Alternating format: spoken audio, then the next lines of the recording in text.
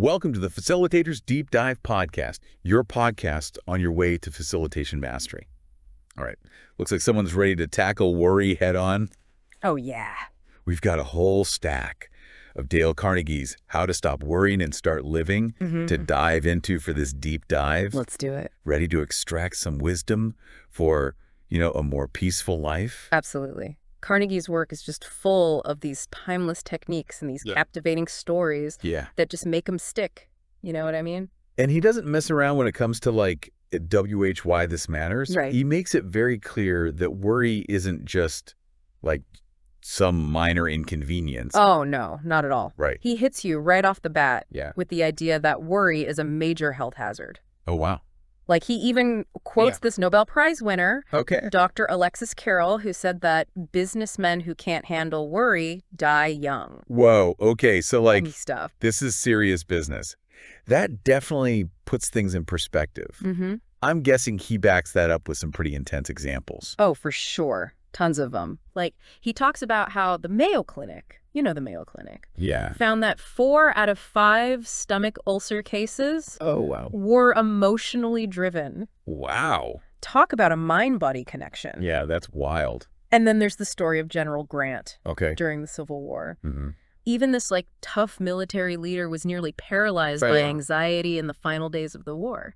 It's kind of mind-blowing to think of someone like General Grant struggling with worry. Yeah. It really shows this is something everyone deals with. Absolutely, yeah. And then he also talks about Olga Baklanova, Okay. a famous actress who was basically just wasting away from worry. Oh, wow. Convinced she was, at death's door. Oh, It took a serious pep talk from her doctor to get her to, fight back. Okay, these stories are intense. Yeah. But I think they really drive home the point.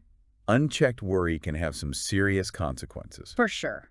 So how does Carnegie suggest we tackle this beast? Well, he lays out some, core principles, like a toolkit for dismantling worry. Right. Okay, I like that. And he's all about, practical steps you can actually take. All right, let's crack open that toolkit. What's the first weapon he equips us with? One of his most famous, living in day-tight compartments. Day-tight compartments. Yeah. Have you ever tried to, focus solely on the present moment?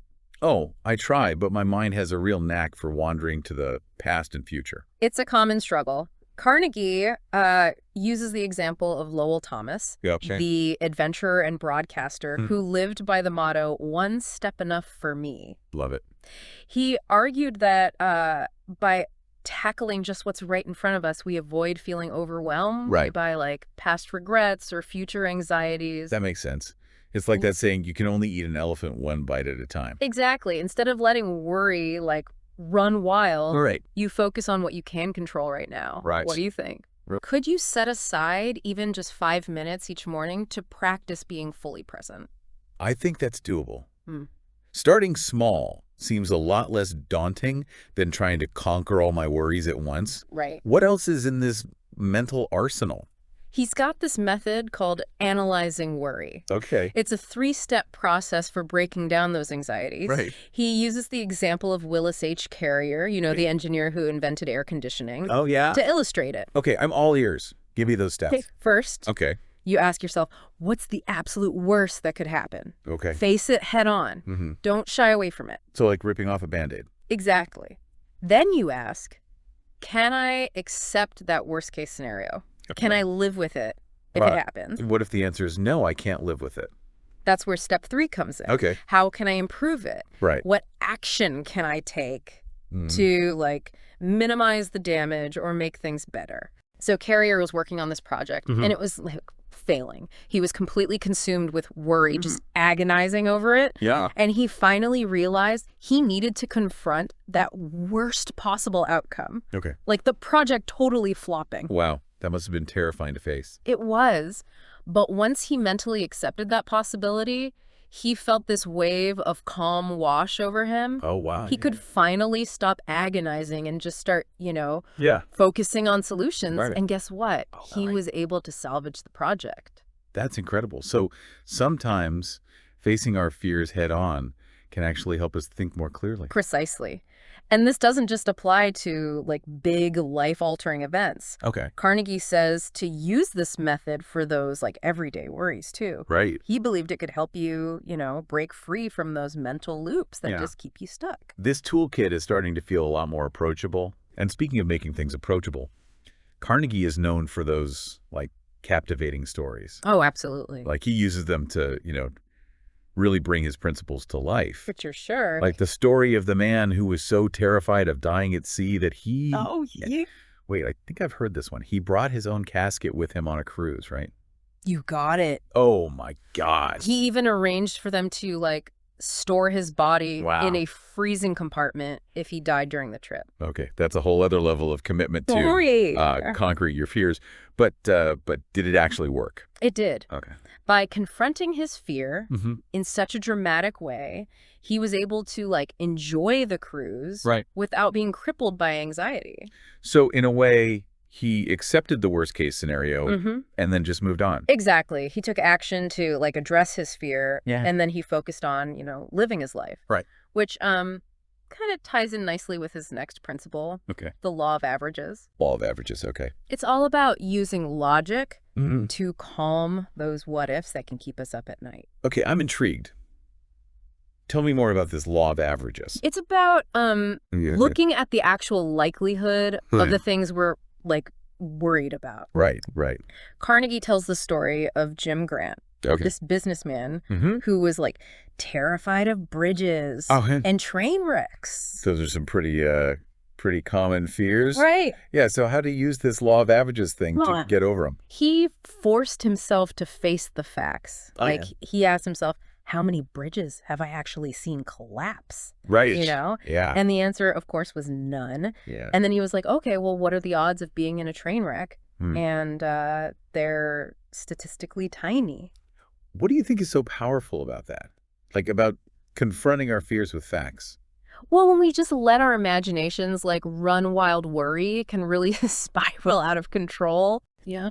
But when we ground ourselves in reality, in the actual data, it helps us see things in a more rational light. You know what I mean? I do, yeah. And for Jim Grant, it had a profound impact. Like his worries about these things just faded away. Wow. And get this, his stress-induced stomach ulcers cleared up. Wow, that's amazing. I know I have this tendency to, like, really catastrophize things. Yeah. Like, let my mind just jump to the worst case scenario. Right. Maybe I need to, like, start carrying around a little fact-checking notebook or something to challenge those thoughts. Write it down. Yeah. It's about shifting from, like, what if to what are the actual odds. That's it, exactly. Sometimes a little dose of reality is all we need to calm those anxieties. Okay, so we've got day-tight compartments. We've got analyzing worry. We've got the law of averages. What else is in Carnegie's worry-busting toolkit? His next principle is accepting the inevitable. Accepting the inevitable. I can't. Yeah. Don't fight reality. Cooperate with it. Okay, I'll admit that's a lot easier said than done. Right. How do you just, like, accept things you don't want to happen? Well, Carnegie tells the story of this legendary French actress, Sarah Bernhardt. In her 70s, she had to have her leg amputated. Oh, wow. Which is like a devastating blow for anyone. Right, of course. Let alone a performer. I can't even imagine, like, the fear and the worry that she must have been going through. Instead of, like, railing against fate, Sarah Bernhardt chose to face it with grace. Okay. She even, like, joked with the doctors as they wheeled her into surgery. Oh, really? She just refused to let this setback define her. And she kept performing after the amputation. She did. She continued touring the world. Activating audiences for another 7 years. That's credible. Talk about resilience. Right. She embraced her reality, adapted, and kept pursuing her passion. Her story is incredibly inspiring. It is. It makes you realize that even when you're faced with, like, truly difficult circumstances, we still have, we have a choice in how we respond. Exactly. We can choose to, like, dwell in fear and despair, or we can choose to, accept what is, learn from it and move forward. Okay, so we've got tools for facing our fears. using logic to calm our worries, and accepting the things we can't change. What's next? His next technique is called stop-loss orders. Loss orders. Think of it like setting a timer for how long you'll allow yourself to worry about a particular problem. So like setting boundaries for your worries. I like that. Yeah, because sometimes, I feel like I get stuck in these endless loops of what ifs. It's so easy to fall into that trap. Carnegie's stop-loss concept is about recognizing when worry is no longer productive and choosing to cut your losses. Right. Say you're facing a decision at work. You can give yourself a set amount of time to weigh the pros and cons, consider different outcomes. Once that time's up, make a decision and move forward. It's like ripping off the Band-Aid again. Right. Yeah. No more stewing and second guessing. Right. Exactly. Yeah. It's about reclaiming control over your thoughts and energy. Okay. I'm really liking this. Yeah. And I'm kind of sensing a theme here, What's that? A lot of Carnegie's advice seems to be about shifting our perspective, about focusing on what we can control instead of dwelling on the stuff we can't. That's a great observation. Yeah. And that leads us to his final principle, one you've probably heard before, bury the past. Bury the past. Okay. He has this great phrase for it. Okay. Don't saw sawdust. I love that. Right. Yeah. So what exactly does he mean by that? Don't dwell on past mistakes. Exactly. It's about recognizing that we can't change the past. Right. We can, analyze it, learn from it. Right. But we shouldn't waste precious energy rehashing what's already done. It's sawdust. But isn't ignoring the past sometimes harmful? When is it important to reflect on past mistakes? That's a great question. Reflection is certainly valuable, but it's about finding that balance. Right. Dwelling on the past, letting guilt or regret consume you, that's when it becomes unproductive. So it's about learning from the past without letting it hold us back. You got it.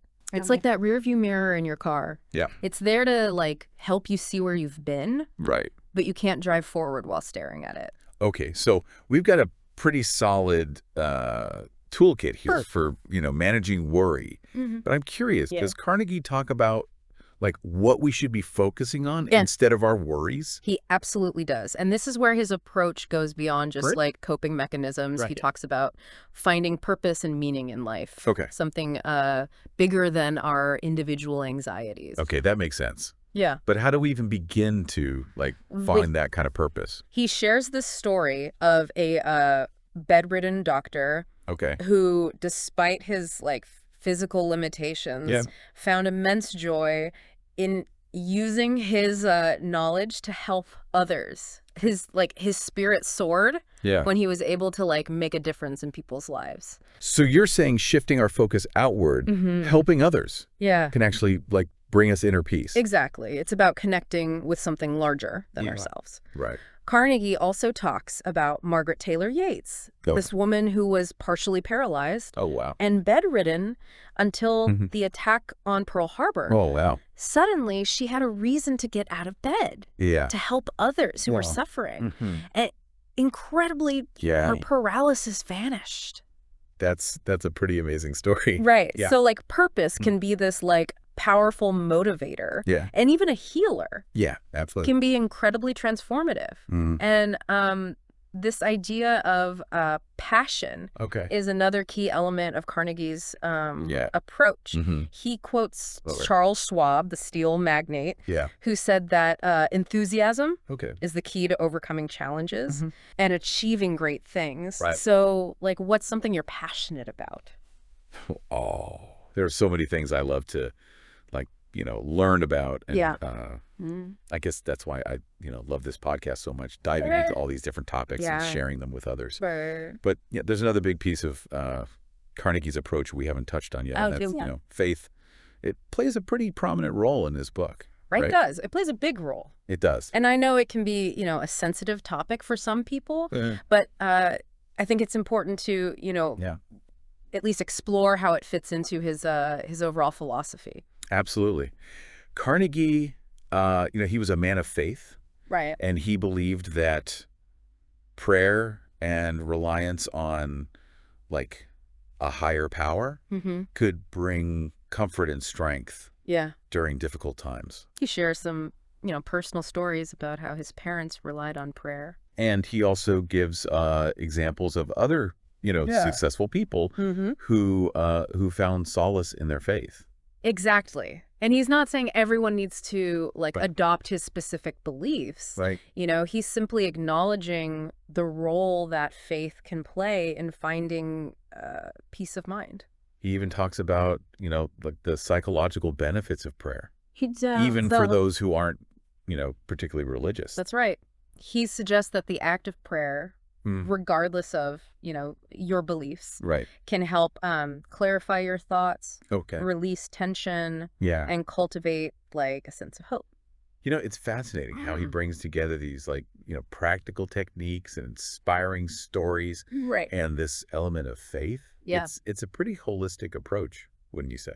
Definitely. He's encouraging a shift in perspective, a way of approaching life with more courage, purpose, and resilience.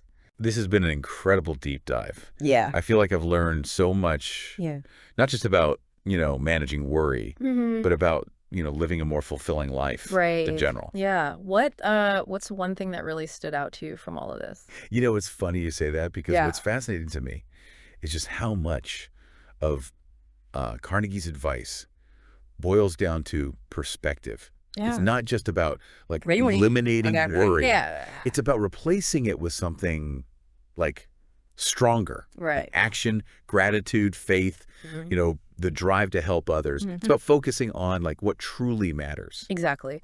So I'm curious, what's your biggest takeaway? Okay. What's one tool or idea from Carnegie that you're going to try out in your own life? Well, while we were talking, I kept thinking about something Carnegie said about worry being like a rocking chair. A rocking chair. Yeah, a rocking chair. I like that. How so? It gives you something to do, but it doesn't get you anywhere. Right. It's like, motion without progress. Yeah. And that's the real danger of worry. It keeps us stuck. It can feel productive, but it often prevents us from taking, real action. And Carnegie reminds us, action is the antidote to worry. When we shift from, fretting to doing, we regain a sense of control over our lives. And it sounds like you're ready to take action. I am. Which of these tools will you try first? Will you set aside time to be present in those day-tight compartments?